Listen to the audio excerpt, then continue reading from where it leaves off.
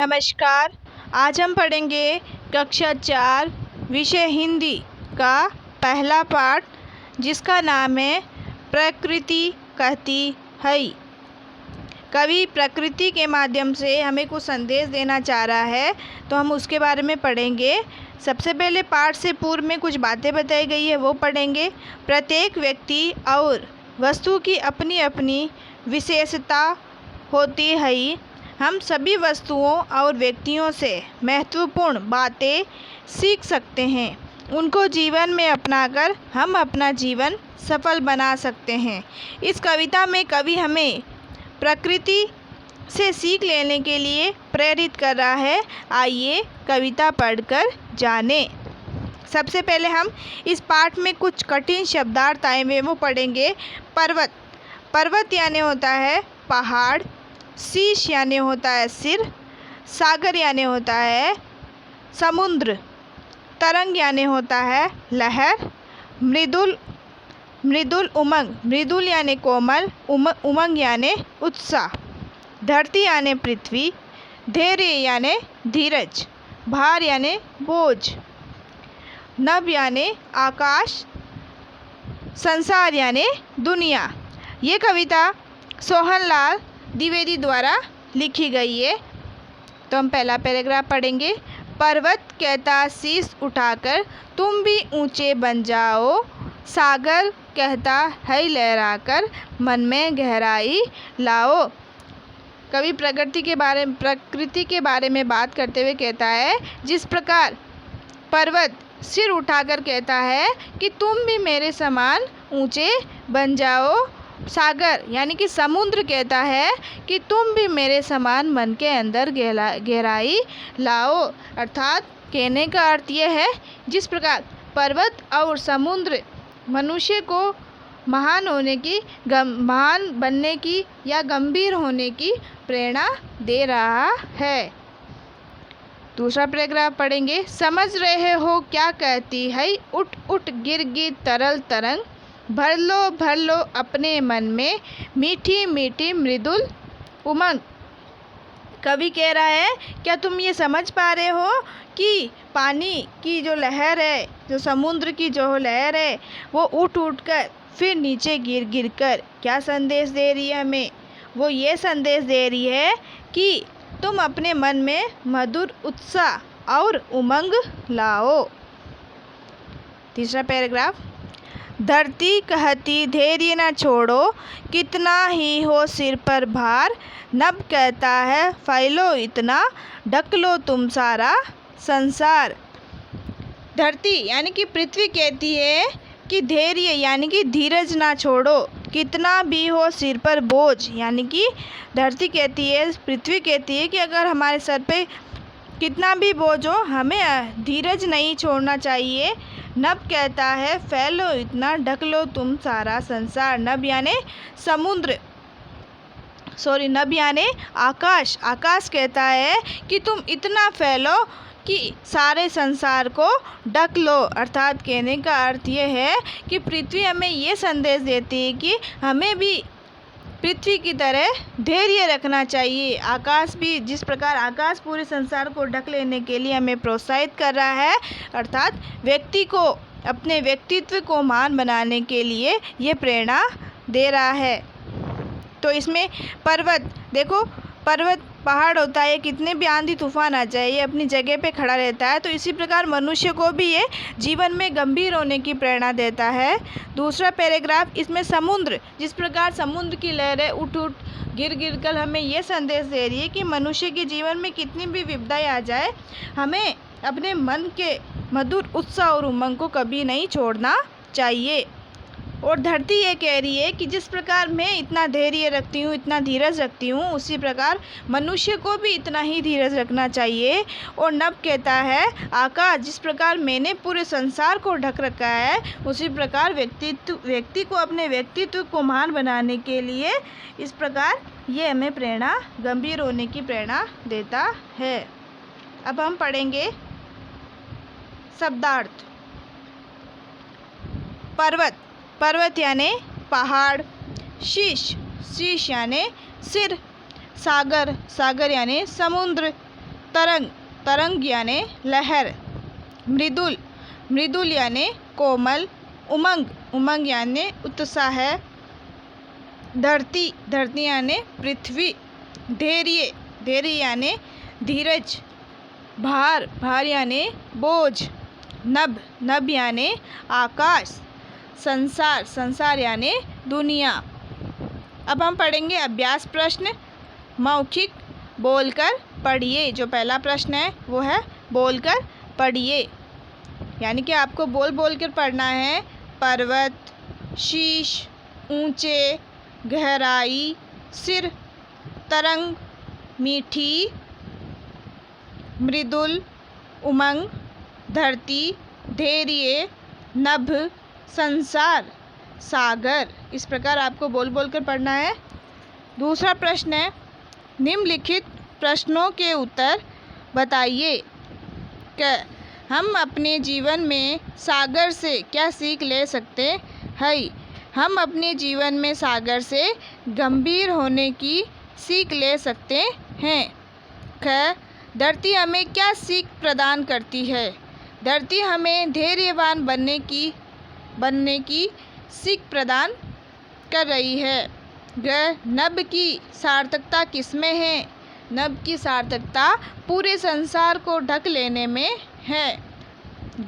मन में गहराई लाने के लिए कौन कह रहा है? मन में गहराई लाने के लिए समुद्र कह रहा है। लिखित, पहला प्रश्न, निम्नलिखित प्रश्नों के उत्तर लिखिए। सागर हमें कौन सी महत्वपूर्ण सीख प्रदान कर रहा है? सागर हमें ये सीख प्रदान कर रहा है कि जिस प्रकार सागर की लहरें उठ उठ गिर गिर के वापस उठती है, उसी प्रकार वो भी मनुष्य को महान और गंभीर होने की प्रेरणा दे रहा है। धरती से हम धैर्य धारण करना सीखते हैं। कैसे? स्पष्ट कीजिए।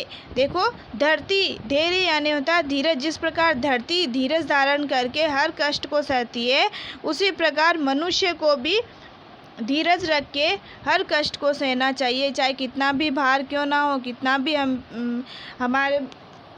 कितनी भी परेशानी क्यों ना हो, व्यक्ति के व्यक्तित्व को महान बनाने के लिए हमें पृथ्वी की तरह धैर्य धारण करना चाहिए, यानी कि धीरज रखना चाहिए।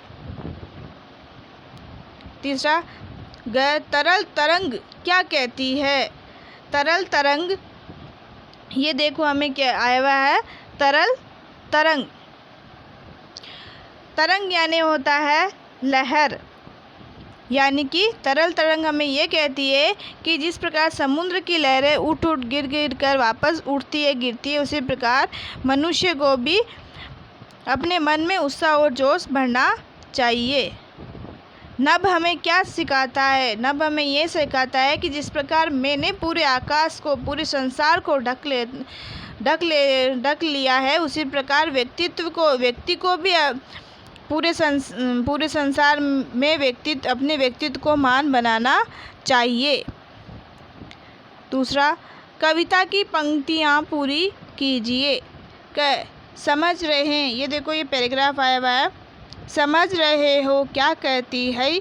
उठ उठ गिर गिर तरल तरंग, भर लो अपने मन में मीठी मीठी मृदुल उमंग। ये इसमें से देख के फील करना आपको। धरती कहती, ये देखो, धरती कहती धैर्य न छोड़ो, कितना ही हो सिर पर भार। नभ कहता है फैलो इतना, ढक लो तुम सारा संसार। इस प्रकार आपको देख के फील करना है। पार्ट में ये पैराग्राफ आए हुए हैं। तीसरा प्रश्न, निम्नलिखित पंक्तियों का आशय स्पष्ट कीजिए। हमें ये पंक्तियाँ लिखी हुई है, उसका आशय स्पष्ट करना है। पर्वत कहता शीश उठाकर, यानी कि पर्वत यानी पहाड़ कहता है कि हमें सिर उठाकर चलना चाहिए। तुम भी ऊंचे बन जाओ, पर्वत कहता है शीश उठाकर तुम भी ऊंचे बन जाओ। जिस प्रकार पर्वत यानी कि पहाड़ सिर उठाकर ऊंचा बन गया है, उसी प्रकार मनुष्य को भी पर्वत ये कह रहा है कि मनुष्य को भी मेरे समान ऊंचा बनना चाहिए। सागर कहता है लहराकर मन में गहराई लाओ। सागर कहता है कि तुम भी मेरे समान मन के अंदर गहराई लाओ। जिसमें कहने का अर्थ यह है कि पर्वत और समुद्र मनुष्य को मान और गंभीर होने की प्रेरणा देता है। ये पंक्तियाँ इस प्रकार लिखना आपको। प्रश्न चौथा, प्रश्न 4, सही उत्तर पर राइट का निशान लगाइए।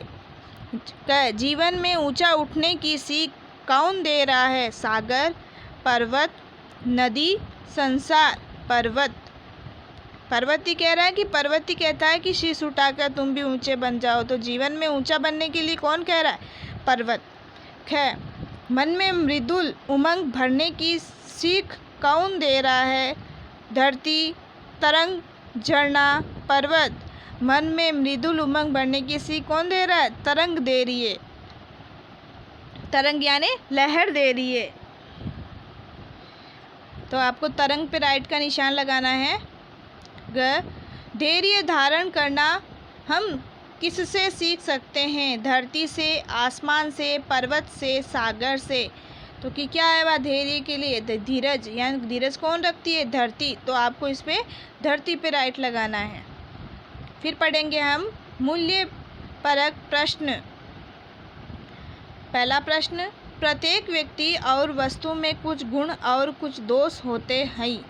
हमें सदैव उनके दोषों को अनदेखा कर उनके गुणों को सीखना चाहिए तथा जीवन में उन्हें अपनाने का प्रयास करना चाहिए।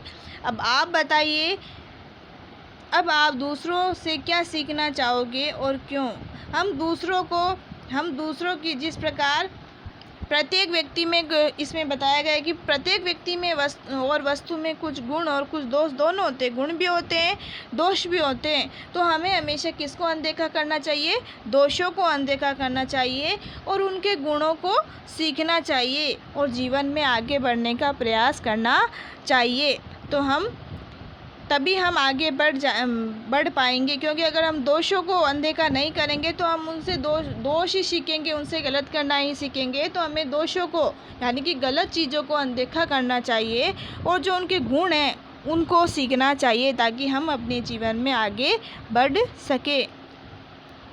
दूसरा प्रश्न, वृक्ष हमें क्या सिखाता है? वृक्ष हमें जिस प्रकार वृक्ष कठिनाई में कितने भी आंधी तूफान आ जाए वो अपनी जगह पे डट के खड़ा रहता है, उसी प्रकार वो भी हमें यही सीख देता है कि हमें हमेशा उदारता और क्षमाशीलता जैसे गुण होने चाहिए। पेड़ पौधों से हम अपने जीवन में बहुत कुछ सीख सकते हैं। जिस प्रकार पेड़ पौधे दूसरों की भलाई करते हैं, उसी प्रकार मनुष्य को भी दूसरों की भलाई करनी चाहिए। फिर हम पढ़ेंगे भाषा ज्ञान। पहला प्रश्न, निम्नलिखित स्वरों की मात्राओं वाले कुछ शब्द लिखिए। देखो, सबसे पहले यहाँ पे ई की मात्रा है। ई की मात्रा में जैसे पहला शब्द आया हुआ शीश, तो हमें शीश के जैसे 3 शब्द लिखने हैं। तो आप जैसे कि सीख, एक तो ये है सीख, फिर हम लिख सकते हैं जीवन, फिर हम लिख सकते हैं मीठी। तो इस प्रकार के बड़ी की मात्रा वाले शब्द लिखने हैं। फिर री, जिस प्रकार मृदुल में म के नीचे री की मात्रा लगी हुई, उसी प्रकार हम भी से कृपा, वृक्ष, कृषक। फिर ए की मात्रा आई हुई नहीं, आई की मात्रा आई धैर्य। तो धैर्य में आई की मात्रा आई हुई है, तो हमें भी मैदान, कैसा, पैसा, जैसा, इस तरीके के शब्द लिखने हैं। इसमें छोटे ऊ यानी कि छोटे ऊ की मात्रा आई भी उठ, तो आपको भी इस प्रकार शब्द लिखने हैं। खुश, चुप, कुल। तो इस प्रकार जैसे जैसे मात्रा दी हुई है, जैसे पहले बड़ी की दी हुई है, फिर री की दी हुई है, फिर आई की मात्रा दी हुई है, फिर ऊ की मात्रा दी हुई है। तो इस प्रकार के शब्द लिखने हैं आपको। दूसरा प्रश्न, निम्नलिखित शब्दों के सही पर्यायवाची शब्द पर राइट का निशान लगाइए। क्या? अब पर्यायवाची शब्द यानी कि समान अर्थ वाले। पर्वत को और किस नाम से जाना जाता है? पहाड़, विशाल, भारी। तो हम पर्वत को किस नाम से जानते हैं? पहाड़ के नाम पे से जानते हैं, तो इस पे राइट का चिन्ह लगाना है। ख सागर, सागर को और किस नाम से जानते हैं? नदी, पानी, समुद्र। तो हम सागर को समुद्र के नाम से जानते हैं, तो आपको यहाँ पे समुद्र पे राइट का चिन्ह लगाना है। मन, मन को और किस नाम से जाना जाता है? बुद्धि, हृदय, प्रज्ञा। तो आपको मन को हृदय भी कहा जाता है, तो आपको हृदय पर राइट का चिन्ह लगाना है। ग्रह, धरती, धरती को और क्या कहा जाता है? पृथ्वी, माता, मैदान। तो आपको क्या लिखना है? क्या इस पे राइट लगाना है? पृथ्वी। ड नभ, अब नभ को और किस नाम से जाना जाता है? ब्रह्मांड, आकाश, बादल। तो नभ को और क्या किस नाम से जानते हैं हम? आकाश। तो इस पे राइट का चिन्ह लगाना है। फिर हम पढ़ेंगे रचनात्मक क्रियाकलाप। पहला प्रश्न, बच्चों आपको ये कविता कैसी लगी? इन कविता से मिलने वाली सीख के विषय में अपने साथियों के साथ चर्चा कीजिए। यानी कि आपको ये कविता कैसी लगी? हमने ये कविता पढ़ी थी, तो इस कविता से हमें क्या सीख मिली? तो अपने साथ में पढ़ने वाले साथियों के साथ बैठकर आपको चर्चा करनी है। दूसरा, कविता को याद करके कक्षा में सुनाइए। जो प्रकृति कहती है, ये जो कविता है, इसको आपको याद करके अपनी कक्षा में सुनाना है। इस प्रकार हम अपना पहला पाठ पढ़ चुके हैं। धन्यवाद।